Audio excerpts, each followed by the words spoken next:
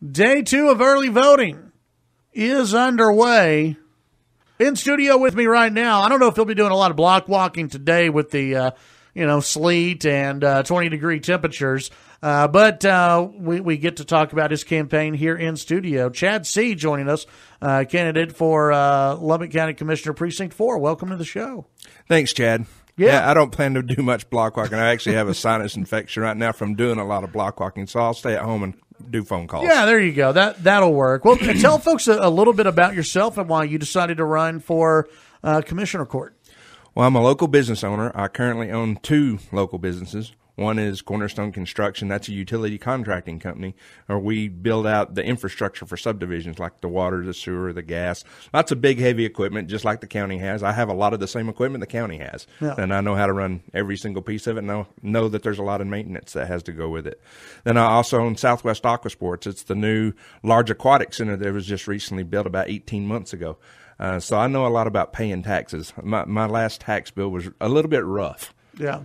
Well, and what made you decide to get into the world of politics and to run for this position? Well, I run around a circle of friends. We're involved with the government and watching what the government does, and we're always complaining about higher taxes and how county commissioners raise their salary all the time.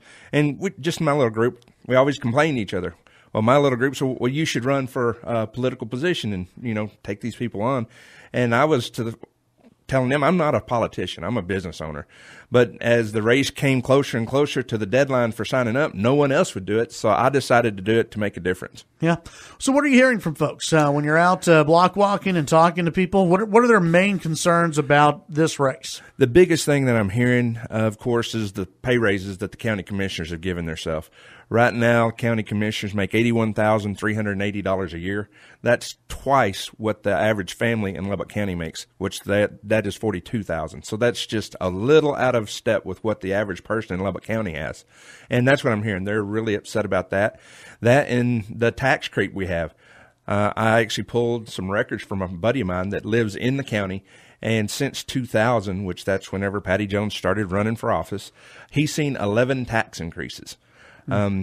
His first bill in 2000 was $860-something. I don't have the numbers right in front of me. And now this past year, he just paid $3,900. That's a huge increase. And I see it for my businesses. I mean, one of my businesses, I actually have to put aside $3,000 a month just to pay my taxes on the building. Yeah. And that's a lot. I mean, that's something I could give raises to my staff.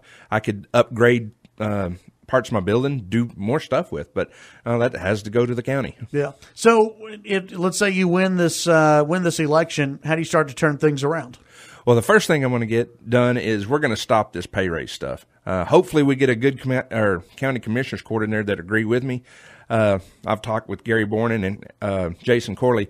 We both agree it's way too much. It's got to stop, and we have to put something in place where county commissioners just can't go in there and give themselves a raise. And then we need to look at rolling that back to something that more represents what the average county taxpayer, what they bring in. So you're talking about a pay decrease? Yes. Well, that's not going to make some people on the commissioner's court real happy. Well, when you make double what the average taxpayer family does, I mean, that you're just not in reality with what they see. Right. I've talked to a lot of people that they complain about this because they're on a fixed budget. They just can't give themselves a raise. Yeah. And I've talked to a lot of people that are retired and they know what their retirement brings in. And with the tax creep, they're having to make decisions whether, well, I need to put the heat down to 60 degrees. That way I can afford the gas bill. Or in the summer, they're going to have to decide, well, I'm just going to have to open the windows when it's 105 because I can't afford my electric bill because I have to pay my taxes. Yeah. I'm here. And then one guy I talked about, he's a big Texas Tech basketball fan. He's having to decide to cut his cable off because he just had to pay his big tax bill here in January. So he's a little upset that he has to pay the taxes that keep creeping all the time and shut off his cable so he can't see the Red Raiders play. Yeah. So do you have an idea of what this position should pay?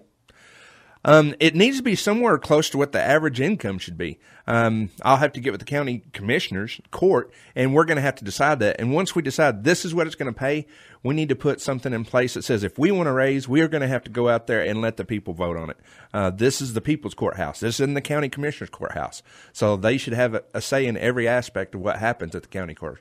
Your opponent traveled down to Austin during the last legislative session and argued against a property tax cap.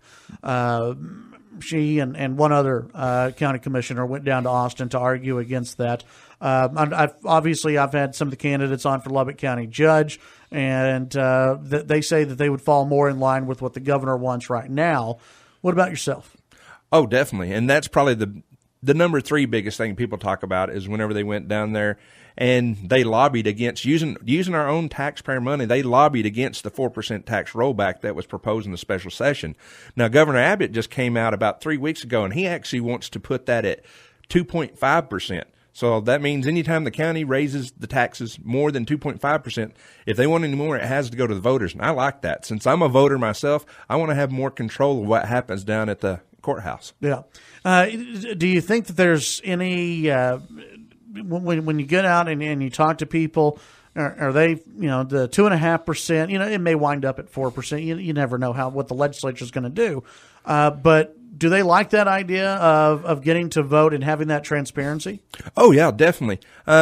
I've talked to some people that they think that 4% is where it should be, that would be half of what it is right now. Some people are concerned that at 2.5%, the county government's not going to be able to operate. Yeah. I mean, it makes me no difference because I've actually signed the taxpayer protection pledge, and I put it in writing guaranteeing I will not vote for a tax increase. So it's in writing, so people know where I stand from the very beginning. Do you buy that, by the way, that if the county government wasn't able to raise taxes by 2.5%, then y'all would no longer be able to operate? Because you're operating right now. The counties are operating right. They were able to operate last year. They were, so the 2.5%. I think we can look somewhere in there for savings, right? In my opinion, before we raise taxes, we're going to find cuts. There's always some place to cut. The number one thing that we have to take care of is public safety, which that means our sheriff's department, then our EMS services. We have to take care of that because they take care of our voters. Yeah. And that's a concern with a lot of people. I know we have West Carlisle and Roosevelt EMS service. They're in bad shape right now. They're going to need the county help. We're going to have to do something to help those guys out because that's all they have out in the county is those volunteer fire departments and the volunteer EMS. And if something happens out there, they need to know that they have somebody they can count on. Right now, those two departments are struggling.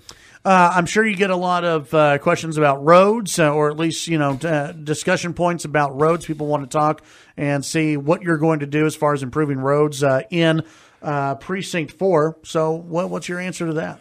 When it comes to roads, that's going to be an ongoing problem from now until we pave everything or put concrete, and even still, it's going to be a problem. Mother Nature dictates a lot of what we can do. Like right now, we're in a severe drought, and a lot of the county roads that are dirt, where I hear a lot of people complaining that it's washboard. Well, there's not a lot we can do with washboarding. We have to have some moisture where we can get that washboarding packed back down into the base. If we just went out there and grade it right now, we're actually cutting the crown out of the top of the road, and that's going to lead us to even more problems in the future. So people in the county, I would just come out and tell them, I would meet with them, no problem, and just explain how we can't do anything with it right now until we get some moisture. Once we get the moisture, then we'll get out there as quickly as we can and take care of these problems. But we got to have the moisture. And since we're always seeming to be in a drought here lately, we just can't take water trucks out there and just dump water on the roads. Number one, it's not effective because it dries up before you get the entire road wet. And so it's not cost effective to do that. Now, when it comes to the county roads we have existing, we're going to have to maintain those. We've spent the money on it. We're going to have to keep them maintained. Otherwise, we're going to lose it, and we're going to be back to square one. So maintenance is a big thing for me. Since I do own 2 businesses, maintenance is a critical part of what I do. Yeah. And it's going to have to be a critical part of what the county does as well. I'm talking maintenance on roads, maintenance on buildings, maintenance on equipment that they own. Because I've seen, you can go downtown right now, and you can see one of the county barns where the tin is just pulled away from the bottom of the building. That allows potential for people to get in there, maybe for theft or rob. Animals get in there. That's stuff that has to be looked at. Yeah. We got to take care of what we have. Chad Seay, candidate for Lubbock County Commissioner Precinct 4. Chad, tell people as they're getting out to vote this week why they need to vote for you over your opponent, and if they need to find out more information, how they can do so. Well, number one, I'm for the taxpayer because I am a taxpayer. I pay tons of taxes, and I want to see the taxes lowered instead of keep increasing. I'm completely against the ability for the county commissioners to keep raising their salaries like they've done. And I'm going to be pushing hard on maintenance. Then also, when it comes to county, we're going to have to look more into some of these small volunteer fire departments, and we're going to have to see how we can get them some help. That's been one of the out in the county, that's been a big problem that I've heard from. Yeah. If people want to contact me, they can actually go to the Chad WC campaign, or they can go to info@chadwc.com.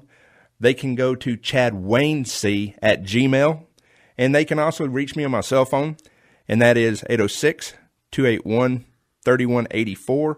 If they have any campaign contributions they want to send in, they can send that to P.O. Box 16406, Lubbock, Texas 79490. All right, Chad, good to meet you. Thanks for coming in studio today. Thanks. Good luck.